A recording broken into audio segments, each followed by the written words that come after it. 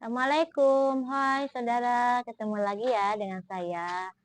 Dan saya biasalah untuk berbagi-bagi ilmu, karena berbagi ilmu itu kan bermanfaat, ilmu yang manfaat yang kita sebarkan, kita amalkan, dan orang lain yang mendengarkan dan mengamalkan itu manfaatnya, karena ilmu manfaat itu akan langgeng sampai kita ke akhirat. Makanya saya menyebarkan, karena saya punya ilmu, saya pun wajib untuk menyebarkan. Nah, sekarang saya akan membahas tentang manusia kan, manusia di alam dunia ini ya, menjadi khalifah alam dunia, yaitu melestarikan alam dunia dan berbuat baik di alam dunia dengan cara-cara yang sudah diatur oleh Tuhan. Dan kan banyak ya yang tidak paham dalam ilmu Tuhan. Banyak ya sekarang zamannya banyak tidak paham dengan ilmu hukum-hukum dari Tuhan. Nah, kalau kita ada perselisihan, karena tidak tahu ilmu dari Tuhan yang sebenarnya, ada perselisihan antar keluarga, tetangga, antar apapun juga, karena kalau ada perselisihan, kita jangan bertengkar, tapi solusinya yaitu musyawarah atau diskusi. Itu yang disuruh oleh Tuhan ya. Kalau kita ada perselisihan antar keluarga, contohnya, saya kasih contoh ya, karena zaman sekarang, karena benar-benar tidak tahu ilmu dari Tuhan yang sebenarnya, banyak yang berselisih paham antar keluarga. Saya contoh, zaman sekarang kebanyakan dari orang tua. Saya kasih tahu ya. Karena kan saya sudah menjelaskan kalau orang tua itu ada 5 tahap. Orang tua kandung, orang tua tiri, orang tua angkat, orang tua didik, atau guru dan mertua. Dan kewajibannya kan masing berbeda-beda ya. Kewajiban orang tua kandung wajib mengurus ya. Kewajiban orang tua tiri hanya membantu pasangannya. Kewajiban orang tua angkat ya sama dengan orang tua kandung wajib, tapi cuma anak angkat tidak mendapat warisan ya. Ada juga hibah dan tidak mendapat hak wali dari ayah angkat. Dan yang keempat, orang tua didik atau guru, yaitu kewajibannya mengajarkan ilmu-ilmu yang benar ya. Dan yang kelima, mertua, yaitu kewajibannya hanya terikat dengan menantu, tidak ada kewajiban apapun, cuma terikat. Nah, kesananya anak yang sudah berumah tangga dengan orang tua tersebut saling membantu. Nah, sekarang kebanyakan ya karena tidak tahu ilmu dari Tuhan, kepada ibu tiri ya. Sekarang banyak ya kepada ibu tiri. Jadi karena tidak tahu ilmu dari Tuhan, ibu tiri itu pinginnya oleh anak tiri dan keluarga dari suami, pinginnya ibu tiri itu sama dengan ibu kandung. Padahal kan hukum dari Tuhan cuma membantu ibu tiri itu. Bahkan ada anak yang sudah karena tidak tahu ilmu dari Tuhan, sudah berumah tangga ya, sudah berumah tangga, sudah punya anak, pinginnya oleh ibu tiri itu pingin diberi modal untuk usaha, pingin dibelikan rumah dan sebagainya, fasilitas dunianya. Padahal kan ibu tiri itu kewajiban dari kecil pun cuma membantu, apalagi sudah berumah tangga kan namanya juga bukan anak tapi sanak, walaupun kepada orang tua kandung ya ibu tiri tetap itu namanya sanak atau sudah keluar dari lingkaran orang tua.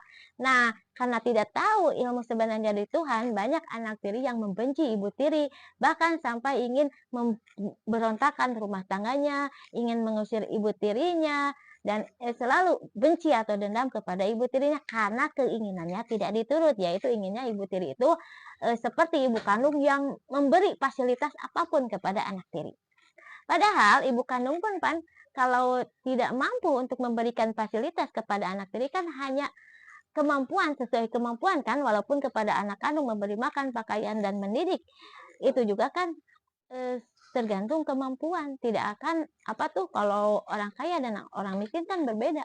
Kalau orang kaya ya kepada anak apapun diberikan kepada anak, tapi kalau orang miskin kepada anak walaupun sayang kepada anak kandung, kalau tidak punya ya hanya sebatas kemampuan, yaitu memberi makannya, memberi pakaiannya, dan memberi fasilitas pendidikannya hanya sesuai kemampuan. Tapi ini kebanyakan anak tiri ya kepada ibu tiri, pinginnya ibu tiri itu memberikan segalanya kepada anak tiri. Anak tiri butuh modal, dikasih modal 10 juta umpamanya, dikasih untuk tempat tinggalnya oleh ibu tiri. Nah, itu karena tidak tahu ilmu dari Tuhan. Apalagi ibu tiri yang keadaannya miskin, ibu tiri kaya pun dia kan bukan kewajiban seperti kepada anak kandung, kecuali kalau dia mempunyai harta yang banyak, dia ingin sedekah ya kepada siapapun kalau sedekah ya. Nah, banyak sekarang anak tiri dan keluarga suami yang membenci ibu tirinya karena tidak sama dengan orang tua kandung. Nah, di sana percekcokan antar keluarga banyak zaman sekarang ya, kebanyakan itu. Sampai akhirnya ibu tiri itu tidak kuat, akhirnya mundur minta cerai kepada suami. Kan hukum perceraian itu harus sama-sama ridho, sedangkan ini terpaksa karena tidak kuat oleh anak tiri atau keluarga suami. Dan hukumannya itu kepada orang yang memberontakkan rumah tangga itu hukumannya dosa. Kalau tidak bertobat bagiannya neraka. Nah, di sana percekcokan banyak, maka di sana harus ada jalan keluarnya, yaitu secara musyawarah atau diskusi.